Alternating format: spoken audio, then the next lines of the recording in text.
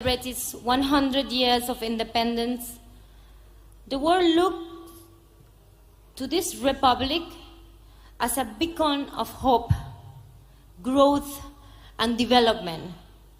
As the motto to follow is more than appropriate at these times of anguish: one earth, one family, and one future, which this signifies unity, which is a key and much needed word to put into practice, especially within the G20 context.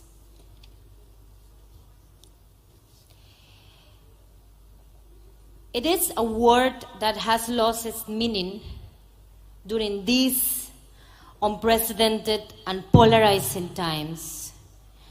And it is a concept that we all need to rescue to the sake of continued international cooperation, peace, and security, and the upholding of human rights globally.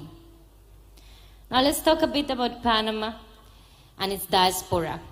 Panama is a small country in Central America with just over 4 million people, but however small it might be, it is a country that shares a particular bond with India. The construction of the Panama Canal and railway would not have been possible without the hands of the first migration that came to Panama from India. In fact, India's first resident mission in Central America was established in Panama, and we are home to the largest Indian diaspora in Central America. A community that plays a vital and integral role in driving economic growth in the country, along with valuable contributions in other aspects of society, including serving in many high-level posts in government. Also, we are both vibrant democracies, India being the largest in the world, and we also both face similar challenges as well as opportunities in our proportions. But today this event poses the opportunity for us to regroup, reflect as diaspora in Latin America, and rejoice in the diversity that we are fortunate to foster. As we come from all continents and all backgrounds, I'm from Latin America. We have some colleagues from Guyana, Suriname. This allows us to see India from the outside and to recognize the unique role it has to play in the world during these trying times. As a world power ready to stand its grounds on principles of peace, prosperity, and inclusive economic growth. I myself have been witness to how our Panamanian society has received Indian gastronomy, culture, spirituality, and health practices with open arms. Now, this opportunity to enhance health systems in a global manner and to enter Amrit Kal with the purpose of Vasudeva Kutumbakam, that tell us that the world is one family, a family that has the obligation to share with one another everything that brings health and wellness to a suffering population. It is our collective responsibility as members of this diaspora and world citizens to worry about each other and to open ourselves to collaborate on all levels. Now, I would like to talk a bit about our national context. For instance, we have established in Panama a roundtable where skilled and professional physicians, economists, business sector, and other disciplines work together, assisting our Vice President to make the right choices in order to lower medicine costs for our citizenry. But we also consider Panamanians It is our duty to share these benefits across the region. This is why Panama is aiming to become the region's pharmaceutical and bioscientific hub. It is a strategy that we have worked closely on with different partners, and another clear example of the countless synergies we share with India. We want to invite Indian pharmaceutical companies to manufacture medicines in Panama and help lower costs in the region and use Panama's privileged geographic position. This enforces the Vedic principle of Vasudhaiva Kutumbakam.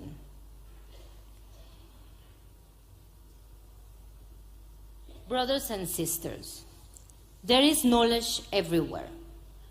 We just need to harness it effectively and follow up on commitments we make in forums that are as important as this forum is. I believe that harnessing the diaspora experience in each of our individual contexts might bring key opportunities to further international cooperation and strategic plans that help us all win and develop in exchanging good practices and technical knowledge. In this sense, I'm sure that we share common values, we share common partners, we share principles, and will further strengthen our fraternal bond in the coming years as we aim to assist in every way possible the development of a substantial part of Earth's population that resides in this incredible country. Thank you very much.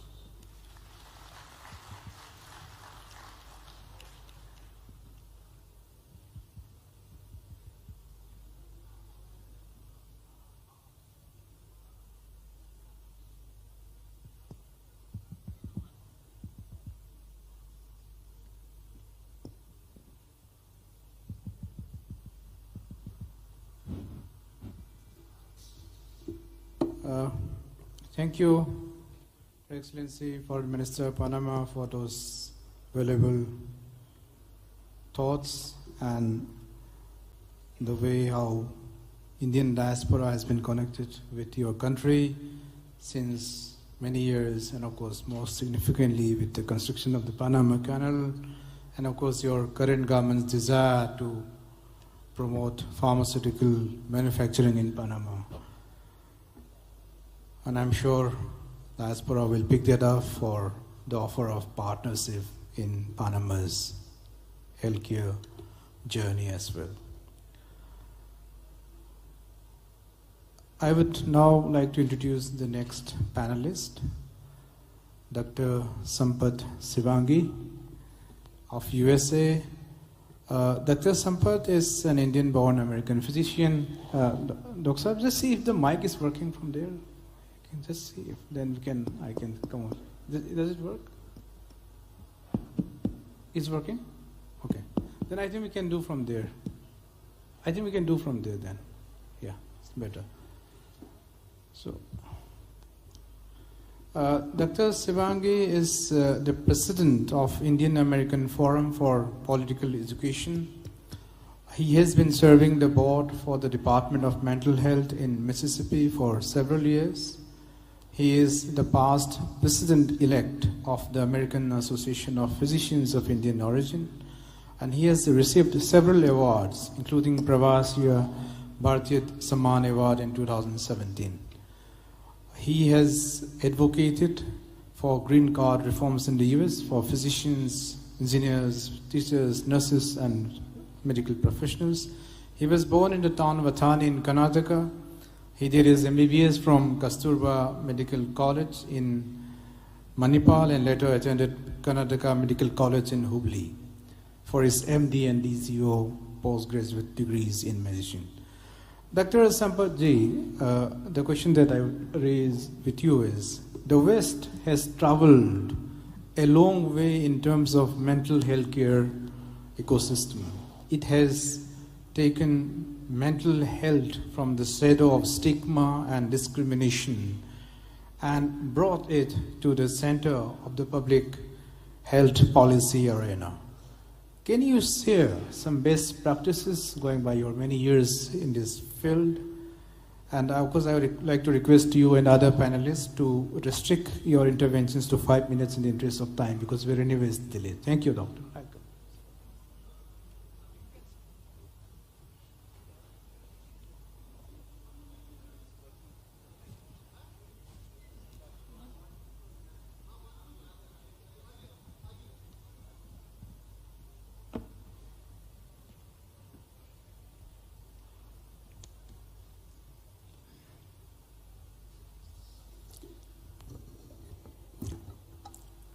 Good afternoon. It's a great honor to present a broader outlook of mental health in West, specifically in the United States of America, and what we should look in our own homeland country, India. Even though I'm a US citizen, I have a lot of stake in India. You can never forget your motherland. So, keeping in mind I have only 5 minutes, there is no way to solve problems of mental health in India in 5 minutes. But I'll do my best to give an outlook what we are looking in US and India. How is it different, the mental health system in America and mental health system in India? Where do we stand in world mental health standards? We all acknowledge India is a global leader in manufacturing affordable, innovative quality pharma and medical devices across the world, reaching goal of, as our speaker said, Vasudev Kutumbakam. Indian pharma, they flock every shelf in America at fraction of cost. Americans charge for the same medication. So we are much ahead of that. So I had to give a brief background before we go to mental health. I'm going to skip a few things because of the paucity of time. Goals and aims of Indian diaspora. What are our roles? Just because we live some other country doesn't mean we can't offer some assistance, help to India. So in that regard, US, we have formed an organization called American Physicians of Indian origin. We are more than 1 lakh medical doctors in America. We treat every 7th American by Indian doctor in America. So we have a big role we play in the healthcare system of America. But why not we play a similar role in India? So, with that in mind, what we did, API, it's called AAPI. Actually, our present president is also here. He may want to raise some questions. So, during COVID, API raised $5 million, almost close to 50 crores of rupees, to help COVID calamity in India. In spite of, we had so many things back in the US. Of course, we didn't forget the US. We did contribute some in the US, but more to India. So we provided 23 oxygen concentrators. I'm just giving you an outlook how diaspora can help, in the healthcare system of India. So we provided 100 ventilators, 200 high flow oxygen, 4 oxygen plants were installed in various hospitals in India, and 5 chemiluminescence immunoanalyzers, each costing 50 lakhs of rupees. So I'm just mentioning the role of diaspora, how we can help India. 50 crores is not a big deal when India is spending maybe $50 billion for a COVID relief. So coming back to mental health, nearly 1 in 5 Americans has some type of mental illness. Spending on mental health in treatment and sessions reached $225 billion in 2019. Can India afford such expenses? But our population is 1.4 billion. American population is only 300 million population. Access to care can be prohibitively expensive. Some key figures of West. In 2019, 78% of adults were experiencing mental illness in America. That is, over 50 million Americans have mental illness. Over 1 in 10 youth in the US are experiencing depression that severely impairs their ability to function in school, work, and home. And 2.7 million suffer severe major depression. See how big is the mental illness problem across the world? Because we may not be aware. India is not aware what is going on all over the world, including India. 6.3% of youth in the US reported substance abuse. That means drug abuse, alcohol, and all kinds of things.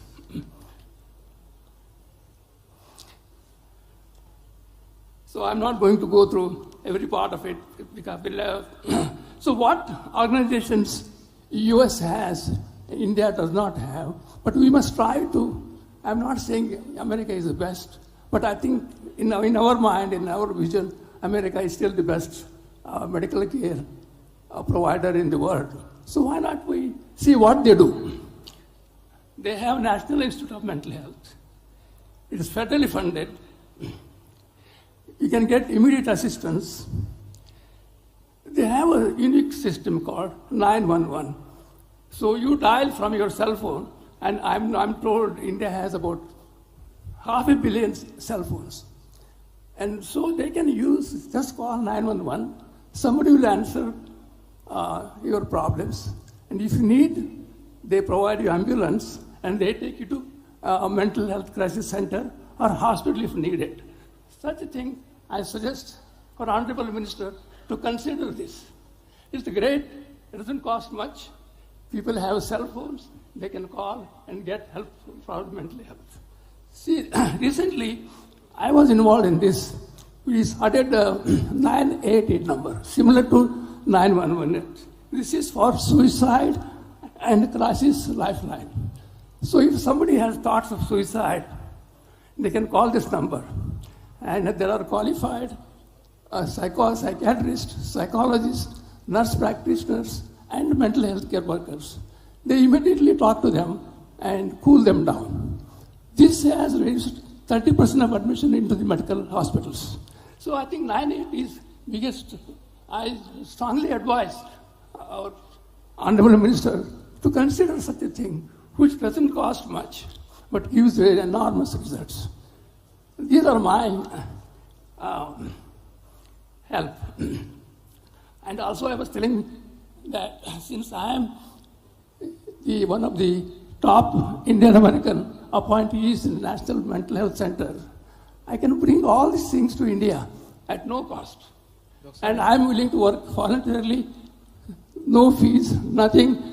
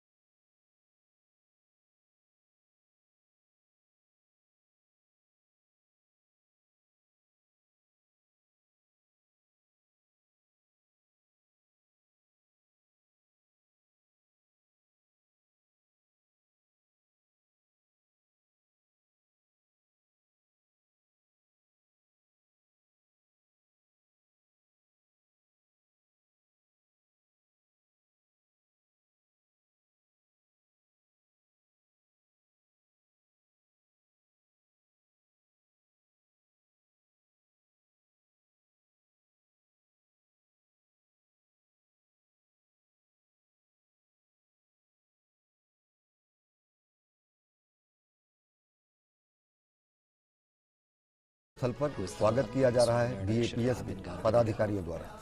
आनंद स्वरूप स्वामी जी द्वारा પ્રધાનમંત્રી મહોદયનું સ્વાગત કરવામાં આવ્યું. સાથે છે બ્રહ્મવિહારી દાસ સ્વામીજી, ગુજરાતના મુખ્યમંત્રી શ્રી ભૂપેન્દ્રભાઈ પટેલ, ગુજરાતના રાજ્યપાલ આચાર્ય દેવવ્રતજી પણ અહીંયા ઉપસ્થિત છે.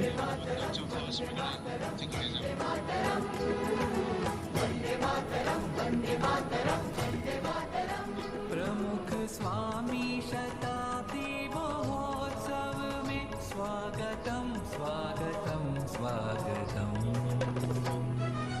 वंदे मातरम वंदे मातरम वंदे मातरम वंदे मातरम वंदे मातरम वंदे मातरम. सुजलाम सुफलाम मलयज शीतलाम सस्य श्यामलाम. सुजलाम सुफलाम मलयज शीतलाम सस्य श्यामलाम. मातरम मातरम मातरम. वंदे स्वामिनम प्रमुख स्वामिनम. वंदे स्वामिनम प्रमुख स्वामिनम. सर्व प्रेममय सेवा भावमय प्रमुख स्वामिनम. वंदे स्वामिनम प्रमुख स्वामिनम. वंदे स्वामिनम प्रमुख स्वामिनम. सर्व प्रेममय सेवा भावमय प्रमुख स्वामिनम. वंदे स्वामिनम प्रमुख स्वामिनम. वंदे स्वामिनम प्रमुख स्वामिनम. दिव्यं भव्य भव्याति भव्यं सूर्य चंद्र कांति तुल्य रम्यं. स्वागतम स्वागतम स्वागतम. महोत्सव में आपका स्वागतम. स्वागतम स्वागतम स्वागतम.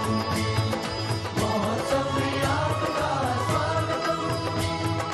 महोत्सव में आपका स्वागतम. महोत्सव में आपका स्वागतम.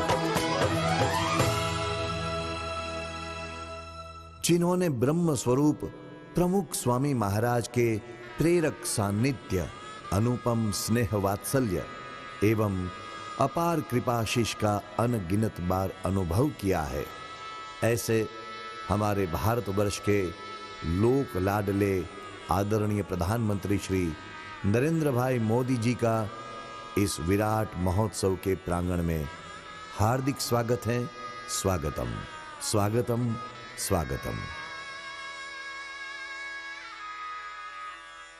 इस विराट महोत्सव के प्रांगण में महोत्सव के प्रेरणा मूर्ति परम पूज्य प्रकट ब्रह्म स्वरूप महंत स्वामी जी महाराज, भारत के यशस्वी प्रधानमंत्री आदरणीय श्री नरेंद्र भाई मोदी जी, गुजरात के महामहिम राज्यपाल श्री आचार्य देवव्रत जी एवं गुजरात की धुरा का वहन करने वाले नवनियुक्त मुख्यमंत्री श्री भूपेंद्र भाई पटेल आदि का हार्दिक सत्कार है. BAPS स्वामी नारायण संस्था के वरिष्ठ संत वर्यों ने सभी महानुभावों का सत्कार किया. आइए अब महान संत विभूति ब्रह्म स्वरूप प्रमुख स्वामी जी महाराज के चरणों में विनम्र वंदना करते हुए